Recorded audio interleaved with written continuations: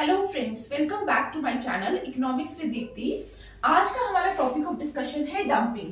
देखिए, जब भी हम डंपिंग की बात करेंगे इकोनॉमिक्स के अंदर तो आप लोगों के दिमाग में क्या आना चाहिए कि हम यहाँ पे क्या करने वाले हैं। हम दो मार्केट की बात करेंगे। एक हमारे पास है डोमेस्टिक मार्केट और एक है हमारे पास फॉरेन मार्केट। अब देखिए, अगर डोमेस्टिक मार्केट की बात करें तो डोमेस्टिक मार्केट आपको पता है वहां पे जो डोमेस्टिक प्रोड्यूसर है जो एज ए एक्सपोर्टर भी एक्ट करने वाला है, उसके पास क्या है, उसके पास इम्यूनिटी है।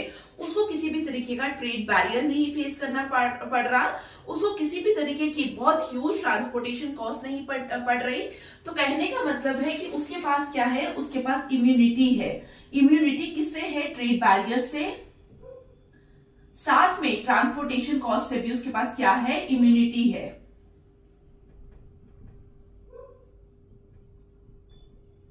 तो कहने का मतलब है कि वो क्या कर सकता है, उसके लिए डोमेस्टिक मार्केट को कैप्चर करना कंपैरेटिवली क्या है, इजी है। बट अगर उसी एक्सपोर्टर को, उसी प्रोड्यूसर को फॉरेन मार्केट कैप्चर करना है तो फॉरेन मार्केट में वो कहीं ना कहीं क्या करेगा, ह्यूज ट्रांसपोर्ट कॉस्ट को बेयर करेगा। साथ ही उसको क्या फेस करना पड़ेगा, उसको ट्रेड बैरियर फेस करना पड़ेगा। बट जब हमने बोला कि हमारे पास एक एंटरप्रेन्योर है जो क्या करना चाहता है, जो सेल करना चाहता है in the domestic and the foreign market, तो आपके दिमाग में क्या आएगा कि वो कहीं ना कहीं क्या करना चाहता है, he wants to maximize profit.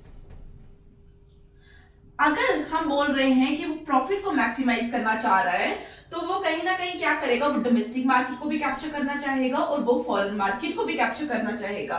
But domestic market को कैप्चर करना तो उसके लिए कंपैरेटिवली इजी है, बट फॉरेन मार्केट के केस में क्या है, उसको ट्रेड बैरियर को फेस करना पड़ रहा है। उसके पास बहुत ह्यूज फॉरेन कॉम्पिटिटर्स है जिनको फेस करना पड़ रहा है। वहां के फॉरेन कंट्री के जो डोमेस्टिक प्रोड्यूसर्स हैं उनको तो ट्रेड बैरियर्स नहीं है, उनके लिए तो ट्रांसपोर्टेशन कॉस्ट नहीं है। तो उसके कंपैरेटिवली जो हमारे यहाँ से कोई डोमेस्टिक प्रोड्यूसर है उसको क्या करना पड़ रहा है, उसको बहुत सारी प्रॉब्लम्स वहां पे फेस करनी पड़ रही है। लेकिन he wants to maximise foreign market, so इसको क्या करना पड़ेगा, इसको फॉरेन मार्केट पे प्राइसेस क्या करने पड़ेंगे, कम करने पड़ेंगे। क्योंकि जैसे ही अगर वो फॉरेन मार्केट के अंदर कम प्राइस पे सेल करेगा तो इसका मतलब क्या होगा, कम prices indicate quantity demanded increase होगी because of law of demand. तो यहाँ पे क्या करता है, under the case of dumping के केस में जो यहाँ पे जो आपकी कंट्री पे कोई बैठा हुआ प्रोड्यूसर है, एक्सपोर्टर है, वो क्या करेगा, वो फॉरेन मार्केट को कैप्चर करने की कोशिश करता है। और वो किस तरीके से कैप्चर करने की कोशिश करता है, so that comparatively domestic market के कंपैरिजन में फॉरेन मार्केट में वो क्या करेगा, प्राइसेस को कम रखेगा। क्यों कम रखेगा, बिकॉज वो उसको पता है कि फॉरेन मार्केट के अंदर जो कंपटीशन है that is too high, competition बहुत ज्यादा है। इसका मतलब अब क्या होगा, वो उन लोगों को तभी कॉम्पीट कर पाएगा जब उसके पास क्या होगा, जब वो प्राइस ऑफ द कमोडिटी कम सेट करेगा। यही डंपिंग के अंदर हम पढ़ते हैं, dumping is the export of a commodity at below cost और at least the sale of a commodity at lower prices abroad. जो मैंने आपको बताया, फॉरेन में वो क्या करेगा, प्राइस कम रखेगा बिकॉज वो चाहता है कि मार्केट क्या हो, मार्केट ज्यादा से ज्यादा उसके पास हो, उस कंट्री पे ज्यादा से ज्यादा डिमांड किसके थ्रू क्रिएट की जाए, इस डोमेस्टिक प्रोड्यूसर के थ्रू यहाँ पे मार्केट के अंदर डिमांड क्रिएट की जाए। अब देखिए, जब हम डंपिंग की बात करते हैं, we have 3 types of dumping. Number 1 is the persistent dumping, और जिसको आप क्या कहते हैं, that is also known as international price discrimination. ये माइक्रो इकोनॉमिक्स में भी आपने देखा होगा इंटरनेशनल प्राइस डिस्क्रिमिनेशन का। Number 2 is the predatory and number 3 is the sporadic. देखिए, जब हम परसिस्टेंट और इंटरनेशनल प्राइस डिस्क्रिमिनेशन की बात करते हैं, यहाँ पे जो आपका मोनोपोलिस्ट है वो क्या करेगा, वो कहेगा मेरे पास, क्योंकि वो मोनोपोलिस्ट है, उसके पास तो डोमेस्टिक मार्केट जो है वो होली उसने ही कैप्चर की हुई है। जो डोमेस्टिक मोनोपोलिस्ट है उसको क्या कैप्चर करना है, he wants to capture the foreign market. तो वो क्या करेगा, वो कंटिन्यूसली क्या करेगा, फॉरेन मार्केट के अंदर प्राइसेस कम ही रखने वाला है, ठीक है, as compare to the domestic market. वो क्या करेगा, कम रेट्स के अंदर सेल करेगा इन द फॉरेन मार्केट। तो यहाँ पे हम यही देखेंगे, it is the continuous tendency of a domestic monopolist to maximize total profits by selling the commodity at a higher price in the domestic market than internationally. Number 2 is the predatory.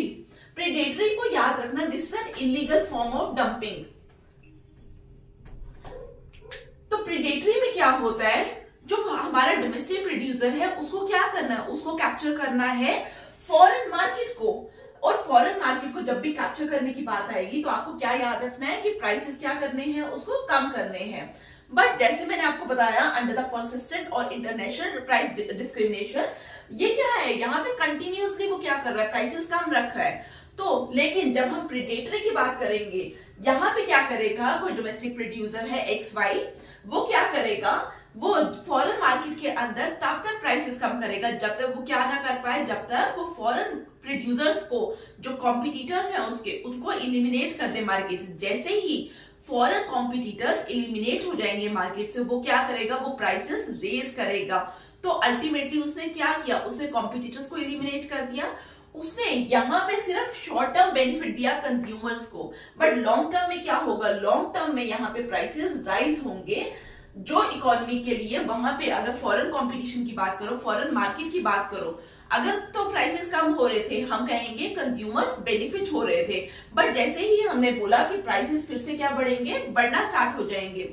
जब prices फिर से बढ़ना start हो जाएंगे, इसका मतलब जो domestically foreign market के अंदर वहां पे जो इकोनॉमिक वेलफेयर की सिचुएशन क्रिएट हो रही थी, वो भी क्या हो जाएगी, वो सिचुएशन भी कहीं ना कहीं इलिमिनेट हो जाएगी। तो दिस इज इनलीगल, याद रखना। अब स्पोरेडिक क्या होता है, जैसे अगर आप लोग हमारी कंट्री में भी देखिए, किसी भी कंट्री में देखिए, तो क्या होता है, जब आपके पास बहुत सरप्लस में प्रोडक्शन हो गया है, आपके पास जो इन्वेंट्री है वो बहुत ज्यादा होगी, आप लोग क्या करते हैं, सेल लगाएंगे। क्यों? क्योंकि आप लोग क्या करना चाहते हैं, डोमेस्टिक प्रोड्यूसर क्या करना चाहता है कि हमारे पास जितना भी सरप्लस है, हम उससे क्या हो सके, हमें उससे छुटकारा मिल सके। तो यहाँ पे भी अंडर द स्पोरेडिक, यहाँ पे क्या होता है, जो आपका प्रोड्यूसर है, जो डोमेस्टिक प्रोड्यूसर है, उसको पता है कि मेरे पास इन्वेंट्री बहुत ह्यूज हो चुकी है।